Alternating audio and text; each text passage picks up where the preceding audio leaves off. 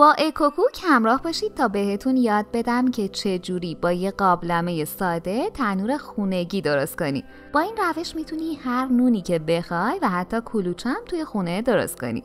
قبل از هر چیزی دکمه سابسکرایب و زنگوله رو بزنید تا بریم سراغ آموزش امروزمون. 1.5 پیمانه آب ولرم، 1 قاشق غذاخوری شکر، 1 قاشق غذاخوری خمیر مایه با هم مخلوط کنید.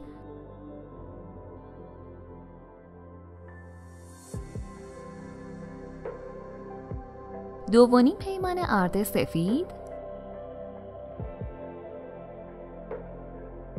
و 1 قاشق چایخوری نمک بریزید. خمیر رو با دست مخلوط و یک دست کنید.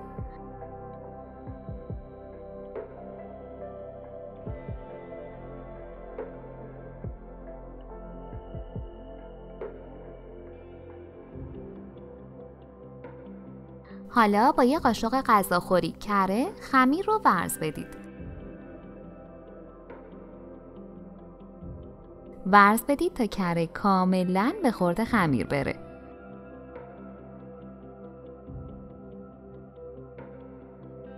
روش رو با تلفن یا دستمال بپوشونید و حدود 1-2 ساعت استراحت بدید تا حجمش 2 برابر بشه.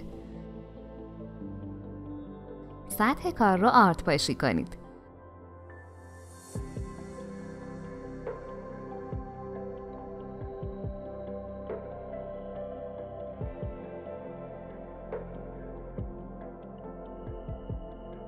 خمیر رو به 2 قسمت تقسیم کنید. عزیزان، باعث افتخار ماست که عضوی از کانال ما باشید و دکمه سابسکرایب رو بزنید.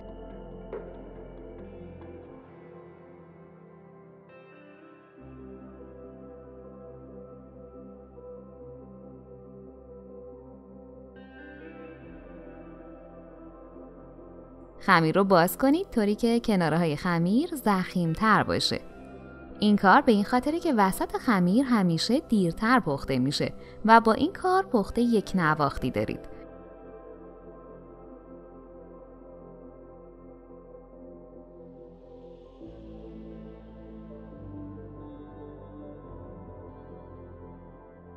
برای بهتر چسبیدن و جدا نشدن خمیر کمی روش آب بزنید. قابلمه رو روی شعله بذارید تا گرم بشه. در قابلمه رو روی حرارت مستقیم بذارید تا داغ بشه. از قابلمه‌های کوچیکم میتونید استفاده کنید و تأثیری روی کیفیت پخت نونتون نداره. حالا خمیر رو از سمتی که خیس کردین روی در قابلمه بچسبونید.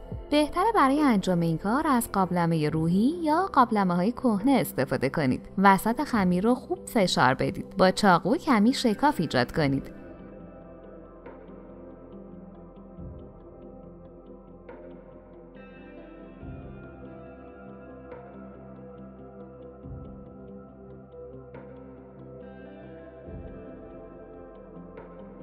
یک عدد تخم مرغ رو کاملا هم بزنید و باهاش خمیر رو رومال کنید.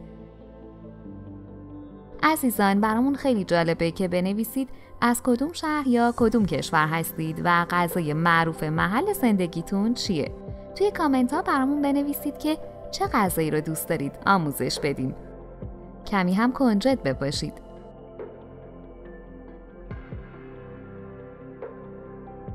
در قابلمه رو سر جاش قرار بدید. حرارت قابلمه باید متوسط رو به زیاد باشه. بعد 50 دقیقه و زمانی که رنگش طلایی قهوه‌ای شد، نون آماده است.